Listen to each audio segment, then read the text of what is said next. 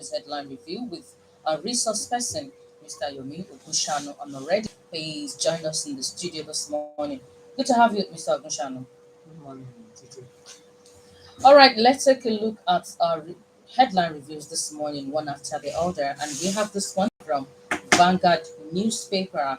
It says, I'll continue to prioritize infrastructure development, Tinubu. President Bola Tinubu, he said that his administration will not relent in prioritizing infrastructure development in the country. He said this on Wednesday at the inauguration of the extension of the Inner Southern Expressway from the outer in FCT, and he also reiterated his commitment to deliver on promises made, empower the people, and build a nation that all citizens can be proud of. So, in your own honest opinion, do you believe that President Bola Tinubu has been living to this, what he promised? Well, he, he, he assured that he will continue to prioritize infrastructural development. Well, it's a welcome development. Again, in as much as he's working on infrastructural development, we must not he should as well prioritize the welfare of the people. Um, the the responsibility of government is on security and welfare of the people. And then it is where people are alive, they are welfare, they have roof over their head, they can, cater for their children, have good living. That is when they can be alive to enjoy infrastructural development. You cannot be focusing on infrastructural development at the detriment of the welfare of the people. We all know what is happening in the country. People are not smiling. The economy is not on the right track, as expected. Since the past 1 year, people have been groaning, due to one form of hardship or the other, occasioned by the policy of government, particularly the fuel subsidy is gone issue. Then we can only appeal to make sure that the welfare of the people is given more priority over and above any other objective of the government, because that is the most paramount thing for Nigerians now. They want to survive. It's when you survive that you can think of planning the road that the government constructs and the rest of it. So I can only advise the president to continue to do more in the area of the welfare of the people. The infrastructural development is good as well, because all this is economic development. It will encourage investors to come around, even the local investors too, when they have good infrastructure in place. So the two must be considered conjunctively. Okay, quickly to this one, let us go to the nation this morning. It's all from the Transmission Company of Nigeria, TCN. TCN completes reconstruction of 4 vandalized terminals. The Transmission Company of Nigeria, TCN, has said that it has completed the reconstruction of 4 vandalized towers in Northeast Rehabilitation and restringing of the 4 vandalized towers along the Josian Public Affairs Manager Responsibility statement on Wednesday noted that the line supplies bulk energy to substations in the Northeast. What comes to your mind when you hear that bandits and also the people bombing energy infrastructure and also people somewhere that I think government has to will the big stick in this area. It puts in place adequate measures that will guarantee security, that will support the TCN in working in an environment that will be devoid of vandalization of the equipment. So because that at the end of the consumers are going to bear the bronze. They are going to bear the bronze, and then look at the time it will take them to ensure that they step up their game in this fight against economic. All right, our guest is still Mr. Yomi Channel on the headline review segment of the fight issue that people can't wait to see to its end, the minimum wage. Finance Minister submits template to Tinubu this Thursday. Taken from the punch. The federal government and organized labor on Wednesday adjourned the minimum wage talks till Thursday, which is today, when the negotiation is expected to continue. The Committee on Wage postponed the session in anticipation of the Minister of Finance while submitting flexibility has been, Finance Minister submitting the salary template to President today. The conclusion of the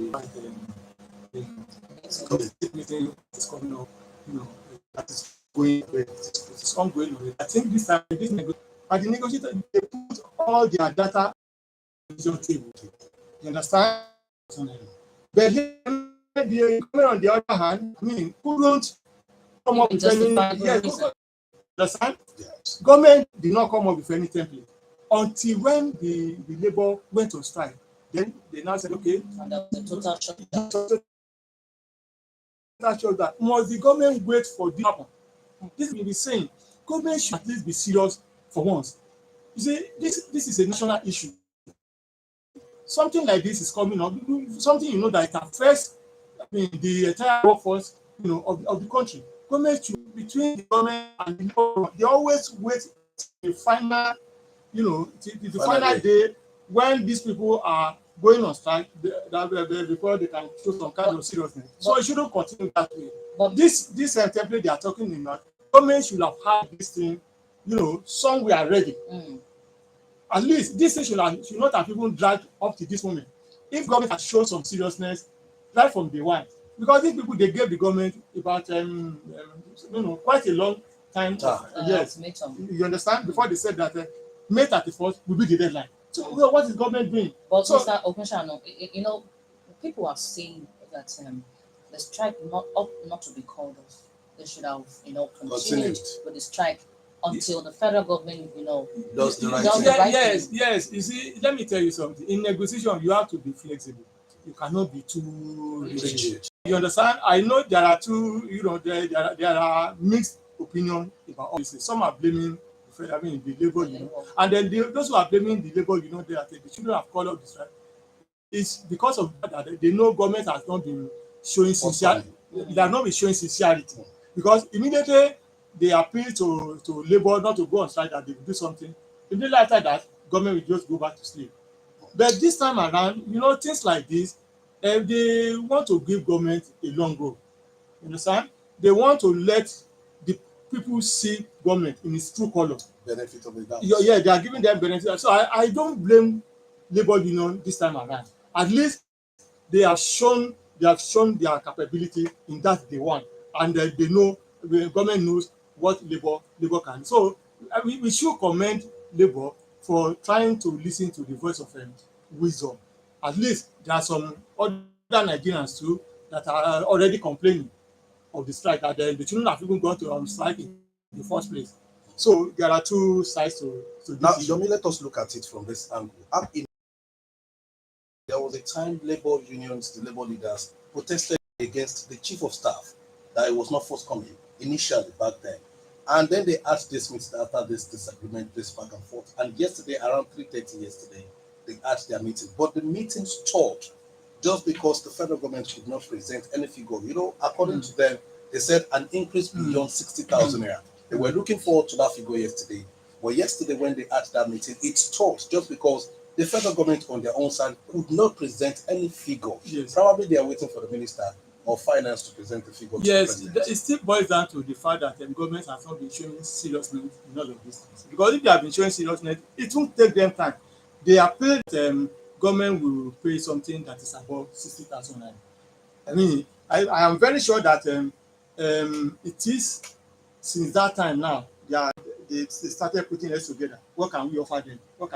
Maybe they are just deliberating on that now.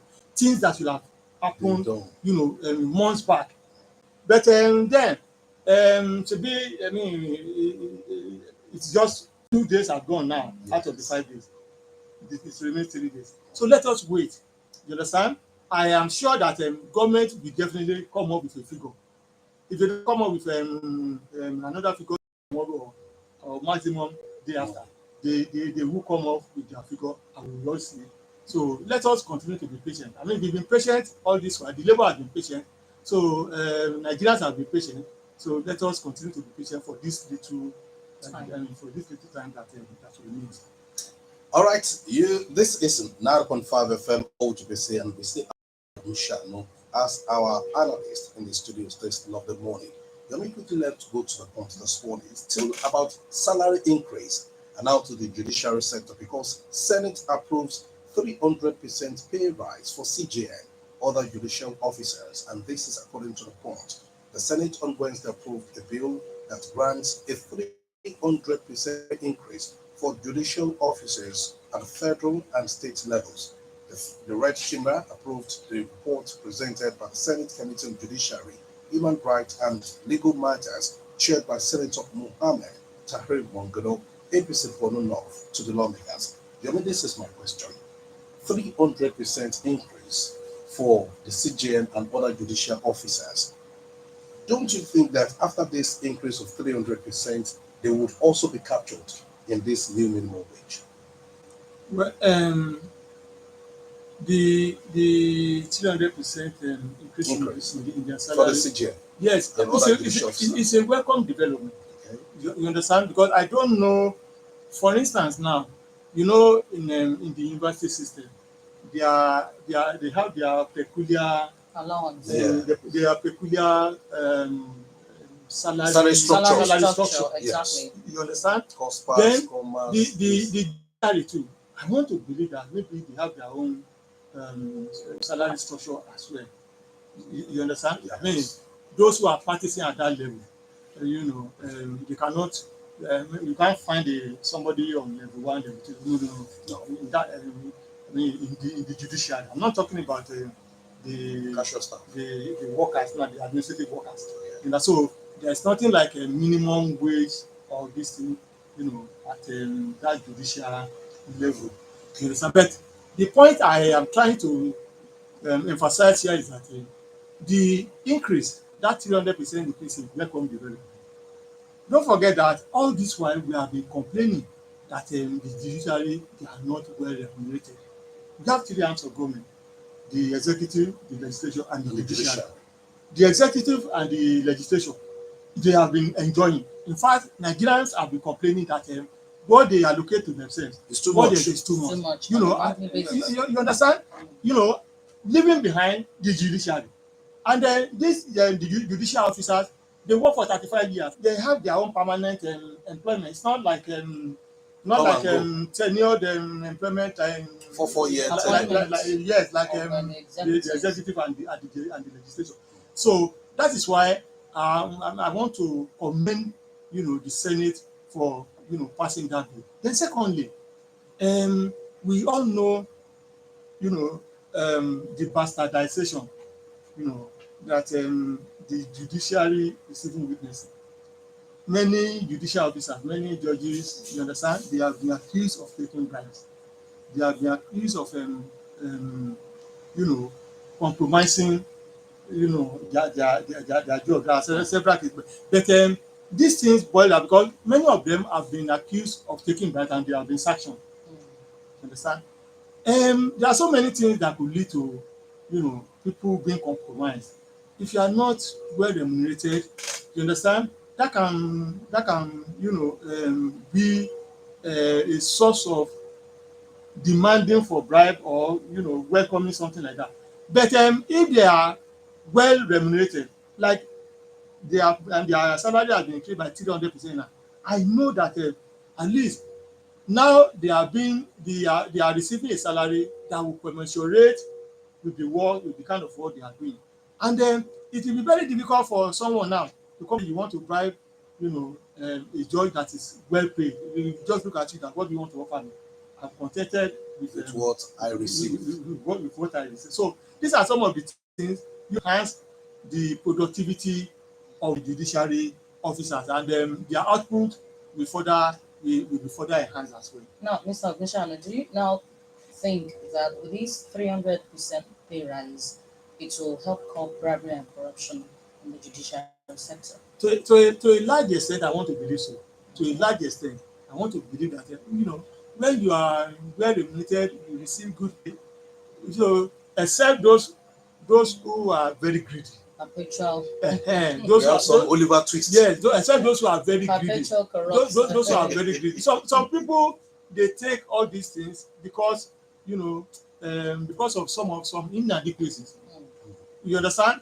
Somebody that has children, maybe 3 or 4 children in higher institutions, maybe in private institutions or so, and you know how much they are paying. So Millions. compared to his salary, he can look at the side that this thing is not enough for me. You understand? If you now see somebody, offering him something, Just looking at definitely, shortcuts. yeah. So the temptation may come for him to want to take such money. But with this now, because my belief is that if you are well remunerated, except if you are very very greedy, there will be no need for you to start looking for some money from some extraneous Mates. means. So All right, let's take a look at this next one. Court orders another forfeiture of 11 billion naira properties linked to Emefiele. The Federal High Court sitting in Ikoyi, Lagos on Wednesday granted the federal government an order of interim forfeiture of property valued at 11.1 billion naira linked to the embattled former governor of the Central Bank of Nigeria, CBN, Godwin Emefiele. Justice Chukwu Jeku Aneke, who presided over the matter, made the order sequel to a motion filed and argued by the counsel for the AFCC, Mr. Rotimi Oyedepo, who led Bilikisu Buhari Bala and Chineye Okeze in the proceedings. Okay, now let's look at the forfeiture. Do you believe this is a right step in the right direction? but I mean, this not even the first forfeiture.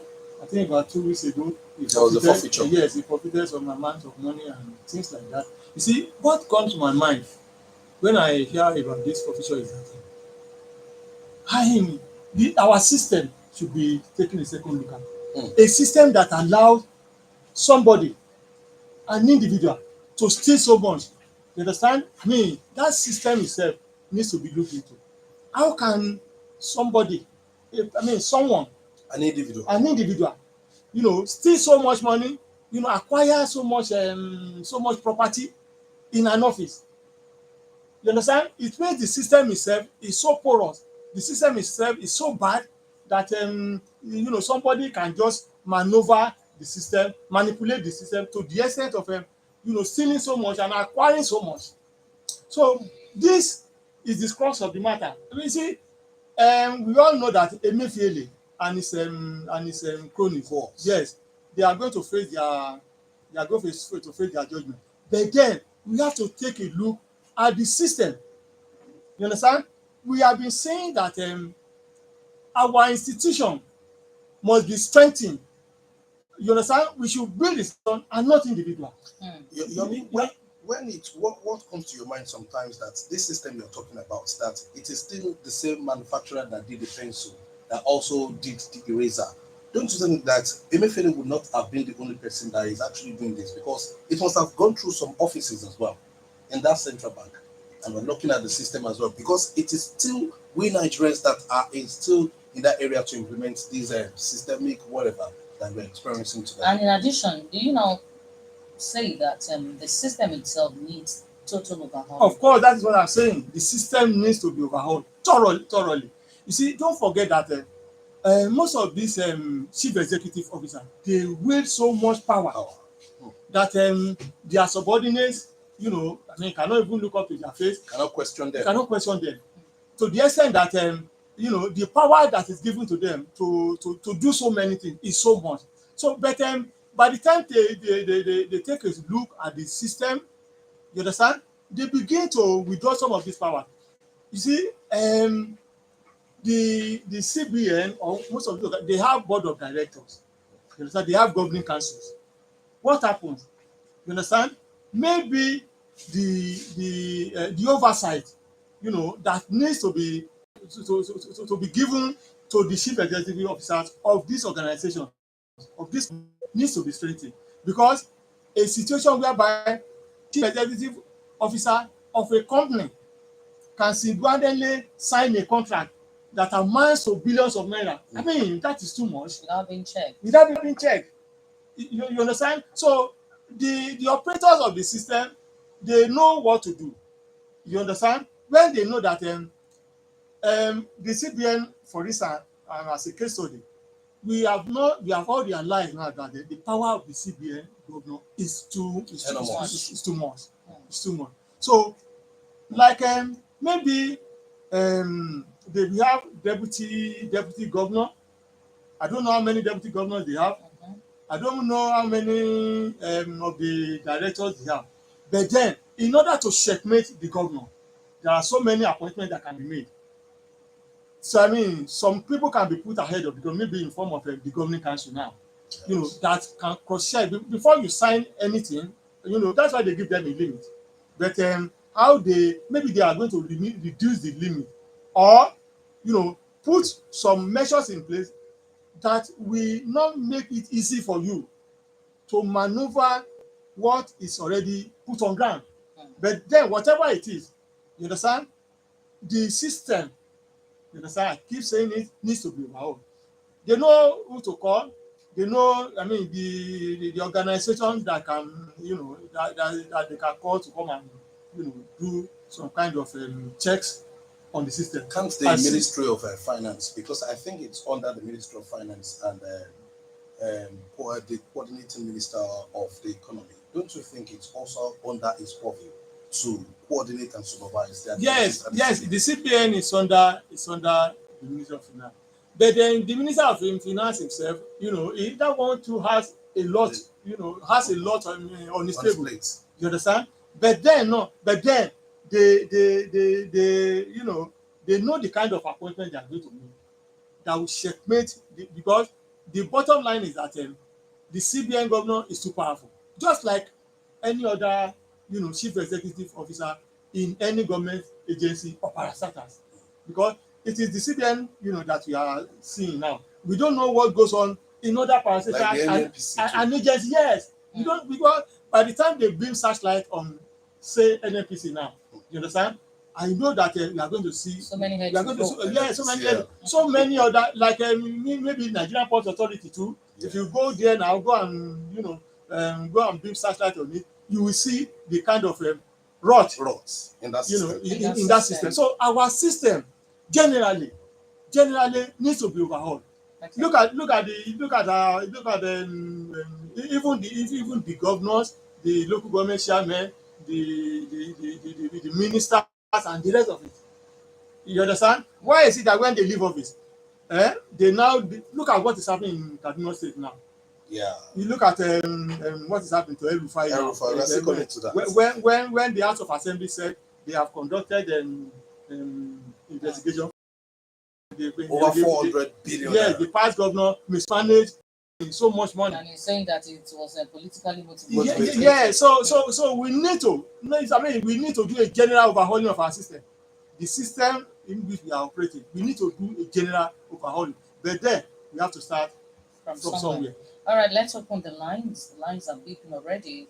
080343799453 and 0815-032-0226. Hello. Hello, good morning. Good morning, ma. Good morning. Thank you for joining us this morning, ma. That's Titilope. Titilope is there. And the journalist, good morning there. Good morning, ma. This is Ike from Barry Road. I don't know which to react to because there are so many news on that. But let me just say as one, vandalization of Nepal line or vandalization of everything. Most people vandalize everything in this country, from Nepal to water to government of things. All things. I think it's high time.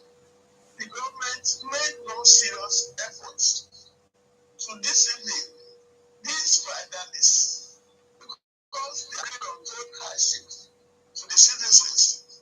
They are draining the economy of the nation. They are making things uncomfortable for people. I I think it's high time they were hiding cheesy feet because it's getting too much. And you know what? When they create these things, it makes us stagnated because what we have moved us move further is now being spent on what is destroyed. It is very bad. It's high time something is done about them. Number two, when you talk about Temitope and all this, well, we not all there. When Temitope was the problem of the central bank, and at the same time trying to vie for the post of the presidency, what did we do? Well, we not all there. When there was maybe a rumor, because I don't want to say what I don't exactly know about, that he bought so many cars, kept them. What did we do? You see, as this journalist has actually said, the system is bad. We are not operating any system that brings us further. We are just being pulled here and there. For example, this minimum wage like you're talking about, government and labor ladies, figures. On the table. Hello? Hello? I think it's the network. Okay. 0803-437-9453 and 0815-032-0226. Hello? Hello, good morning. Good morning. Yes, I want to greet someone from Oba. What's the name, please? Christopher from Oba. Thank you. All right. You see, I want to talk about today Okay. concerning the issue of judiciary salary increment. Okay. I think it's the best that they can offer to us at this time. That increment is in the right direction. But my problem with that is that they should also check me issue admission for those that will low in our various institutions. Because as far as the increase of the salary have gone up, you find that the children of the poor cannot get admission to study course that will low any longer. Because the rich will still go back and maneuver the system, and their children will still be loyal at the long run, and will still go back to them. Then concerning the issue of MFLA, the issue of MFLA is not a new case in Nigeria. It's a failure of the system. That's what we always say. Let them be given appointment based on competency, not political settlement for their personal reasons. The finance minister they don't know anything about finance. And MFLA has to maneuver himself because he has gone around the banking sector for a long period of time. So we should be appointing people based on competence in some various key areas of the economy, so that they will not be sidelined. And it means the minister was current and she knew what it takes to be a minister of finance. That system would have not happened to a law. Take the money that the Methodist like won. So go empower. They employed us and now throw us back to the street. And the money that these guys like for now would have set to empower, and many of us would have gone far in life.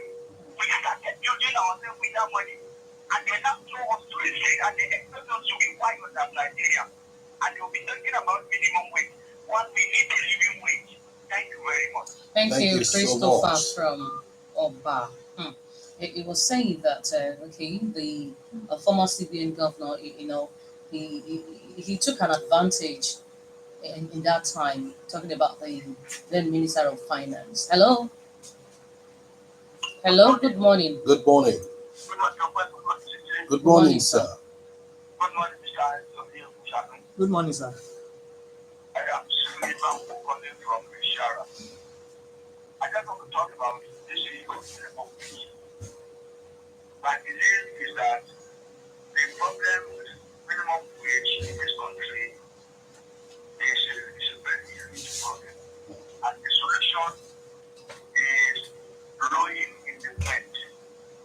I'm not sure we can catch it. I'm not sure the solution. Because the problem is that there are people who are earning so much money in this country, and they are ready to buy anything at any price, thereby making it difficult for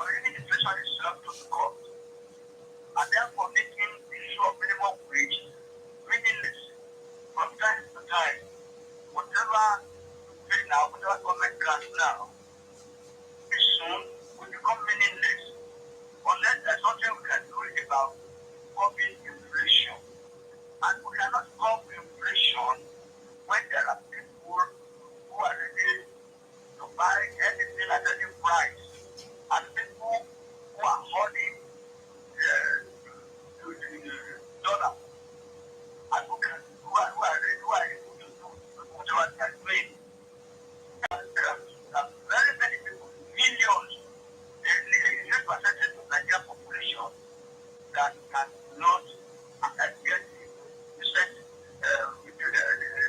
living wage or the decent living for themselves. I think the what should be whatever solution they do with the they are able to get now. It's not going to be a permanent solution. All right. So I believe that we should. I don't know how we can do it because the people are supposed to do that to have at the government and the people benefiting from it, the National Assembly. And they are not they are now saying that they are annoyed that people are talking about them about Ogunsanu salaries. That the people who can do this, but they don't do it because they won't like to commit to our society. Okay. This is my concern. Thank you very much. Whatever is given now will soon be useless and people will demand what better food to gain. That's my concern. Thank you very Thank you much. so much. Thank Thank you.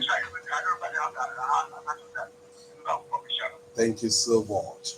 0803-437-9453. What thing just said reminds me of a particular minister in the last administration that said he doesn't understand the terrain he was, and he was there for 8 years. Mm.